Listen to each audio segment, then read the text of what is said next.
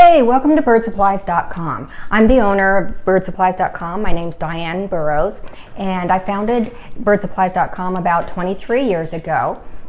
Our role has switched over the years. Originally, we were a company that sold just like premium products to care for birds properly. I was living in Wichita, Kansas at the time, and I had a hard time finding really premium products that I wanted to use with my birds. So I started birdsupplies.com.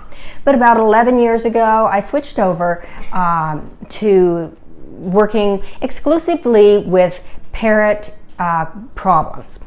Specifically, we really focus on feather plucking for birds.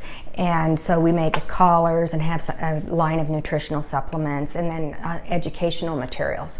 So today, in light of the educational materials that we really propose, is we're going to talk about the role of treats in training. Treats are a really important piece of training your bird to perform behaviors that you want them to continue doing.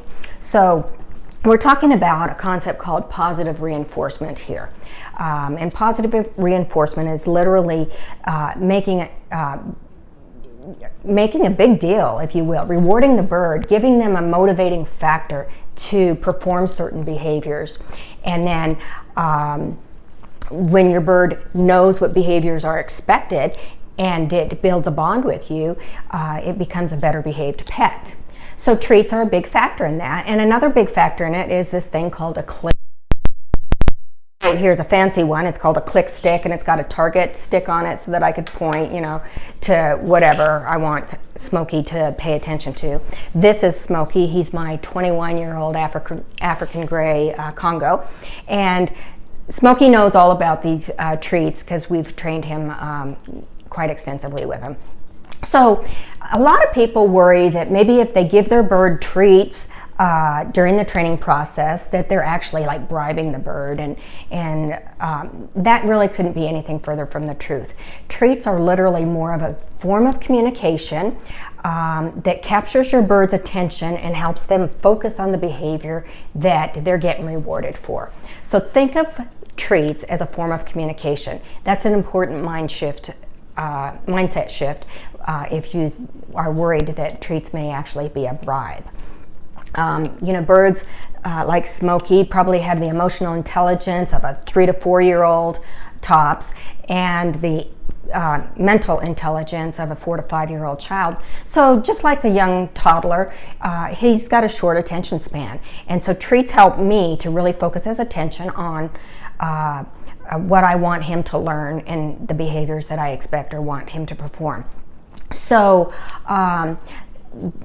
when you are using treats, you got to choose something that your bird is really motivated by. And the easiest way to do that we've found is to get a variety of things that your bird kind of likes.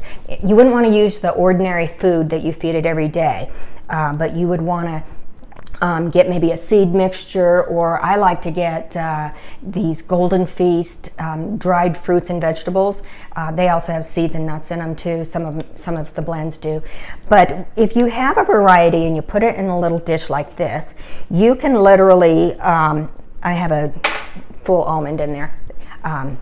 You can literally look and see which one your bird picks when you present it with the treat.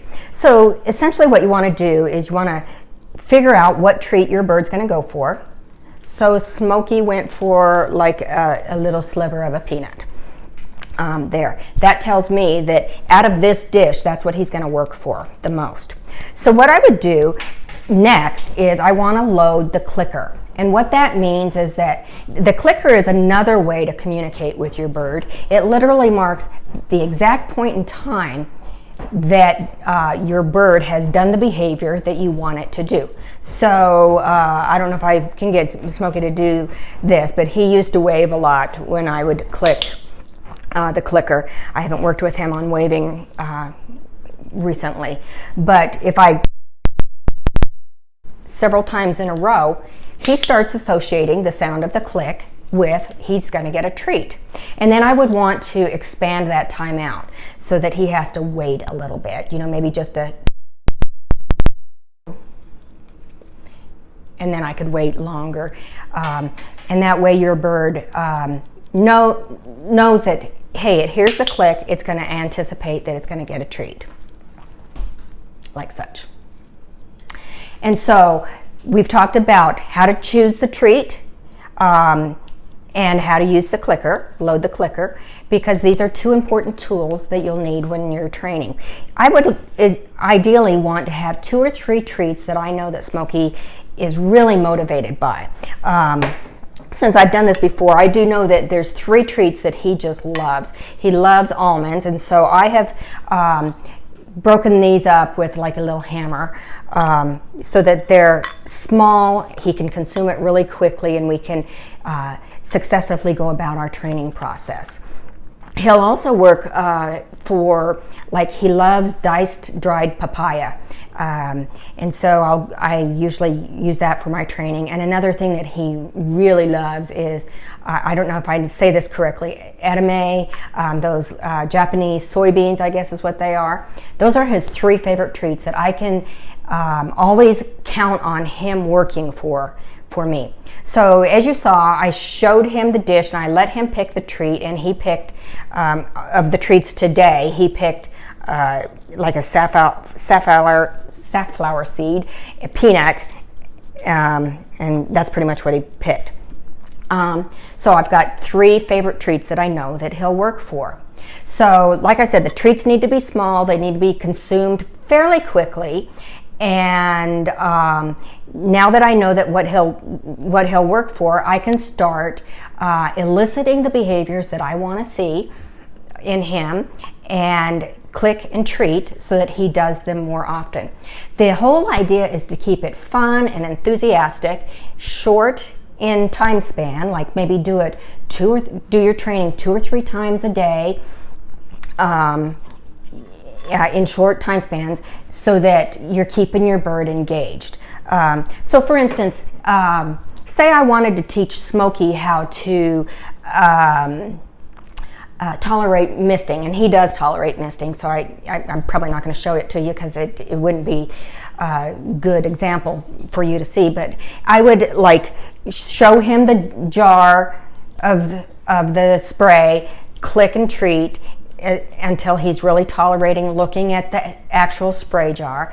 Then I would slowly hold it over his head, click and treat numerous times till I knew that he was tolerating that without fear, when it's maybe 6 to 8 inches away from his face. And then I'd start, or I wouldn't point it toward his face ever, but then I'd start spraying him and then click and treat him every time that he tolerated a spray. And that's how I would train him to tolerate misting. So I hope that's helpful for you. Treat training is, or clicker training is really research based. There's a ton of research that shows that it works for all kinds of animals, zoo animals, birds, dogs, all kinds of animals. So it's something that you should really have in your toolbox as you're wanting to change behaviors and reward behaviors that are natural parrot behaviors but not problem behaviors.